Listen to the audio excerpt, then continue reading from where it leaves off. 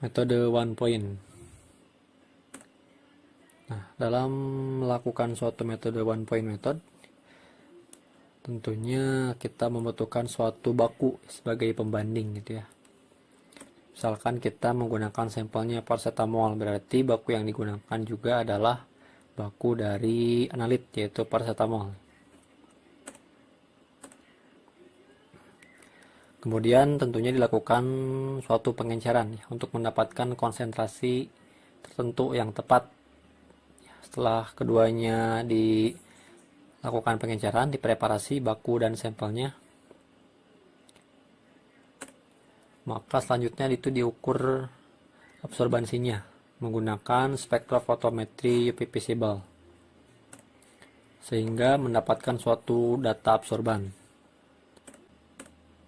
Nah, misalkan nih sampelnya adalah tabletnya kita timbang misalkan 550 mg ya. Kemudian kita ini cantumkan juga nih berat labelnya itu 500 mg ya untuk paracetamol biasanya di suatu sediaan obat. Nah, kemudian kita ambil 100 mg dari sampel. Jadi sampelnya itu ditimbang kemudian digerus. Kemudian diambil 100 mg lalu diencerkan dan dimasukkan ke dalam labu ukur 500 ml. Ya, ini merupakan suatu prosedur pengenceran ya berdasarkan Farmakope Indonesia edisi 4. Nah, jadi berapa sih konsentrasi yang terkandung dalam labu ukur 500 ml, yaitu 100 mg per 500 ml kita konversi ke satuan ppj ya. Nah, maka satuan konversinya adalah 200 ppj ya. Konversi bisa kita lihat nih cara konversinya gitu. Nah, kemudian kita pipet ke dalam labu ukur 100 ml dengan konsentrasi akhirnya 10 bpj. Nah, jadi berapa volume yang akan kita pipet?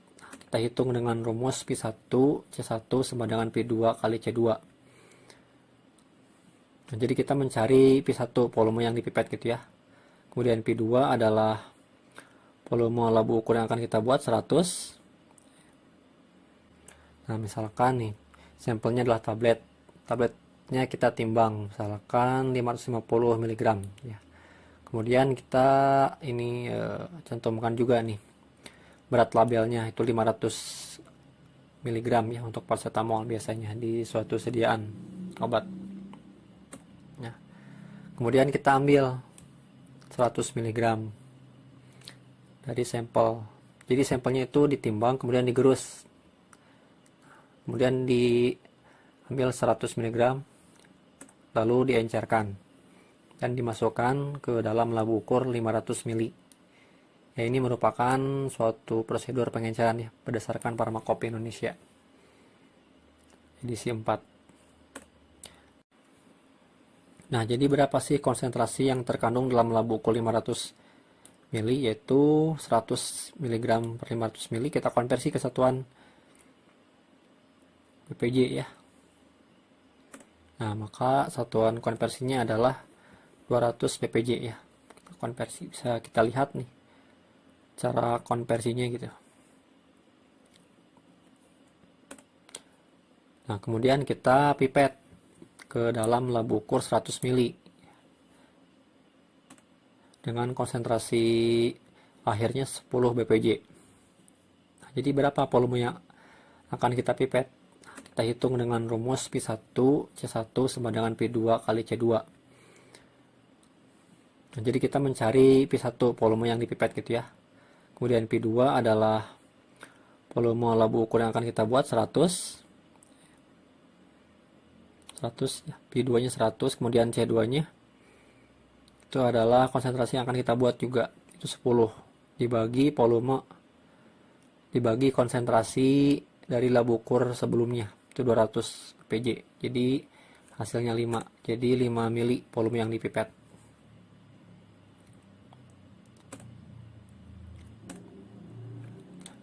Kemudian kita ambil 3-4 mili atau 3/4 isi kupet, lalu ukur menggunakan spektrofotometri dengan panjang gelombang maksimum gitu ya, sama seperti yang dilakukan saat pengukuran baku. Selanjutnya itu perhitungan kadar sampel dengan metode one point.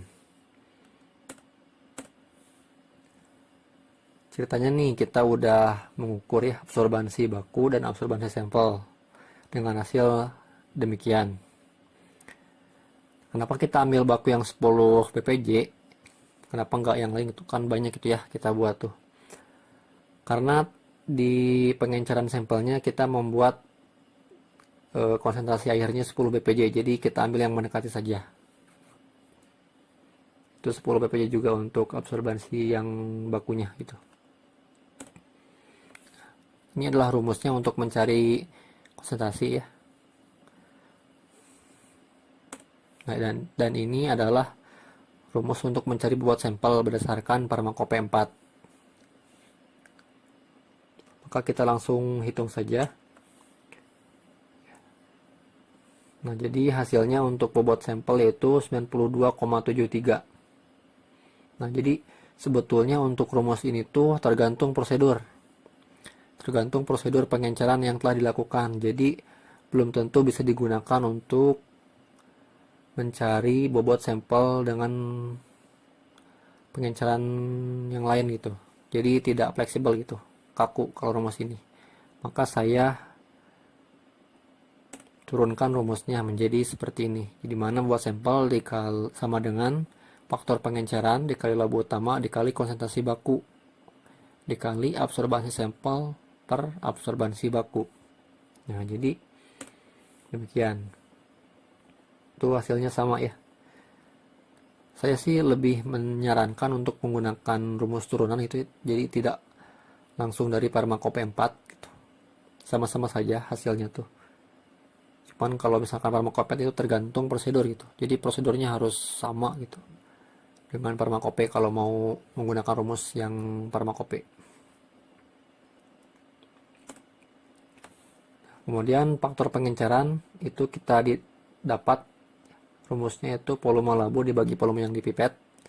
Volume labu itu 100 dibagi volume pipet itu 5. Jadi hasilnya 20. Jadi faktor pengencerannya 20.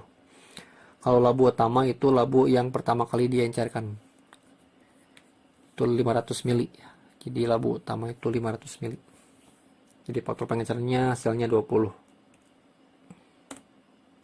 Kemudian kita hitung kadar sampelnya dengan rumus bobot sampel per bobot sampel yang digunakan dikali 100%. Bobot sampel kita udah dapat ya, 92,73 dibagi bobot sampel yang digunakan untuk dianalisis itu 100 kan ya. Dikali 100% hasilnya 92,73% bobot per bobot. Nah, kemudian kita cari ini bobot sampel label. Maksudnya gini, kan di label tertera ya, misalkan paracetamol itu beratnya 500 mg. Nah, kemudian kita ambil nih 100. Jadi dalam 100 sampel yang kita ambil tuh berapa kandungan label paracetamol? Caranya seperti ini. Rumusnya bobot sampel pada label yaitu 500 dibagi bobot sampel yang ditimbang 550 ya, bobot tabletnya dikali 100 bobot sampel yang dipakai. Nah, jadi dalam 100 mg sampel itu terdapat bobot label sampel 90,9 mg. Nah, maka kita akan hitung kadar sampel sungguhnya atau kadar sampel terhadap analit.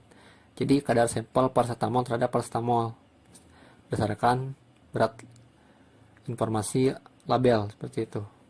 Rumusnya adalah bobot sampel ya 92,73 dibagi bobot sampel label itu 90,9 dikali 100%. Dan hasilnya 102,01% bobot per bobot. Nah, hasil ini tuh kita bandingkan dengan Pharmacope nih. Apakah sudah memenuhi persyaratan sebuah tablet, kan kita sampelnya tablet ya atau belum. Nah, nanti silahkan disimpulkan.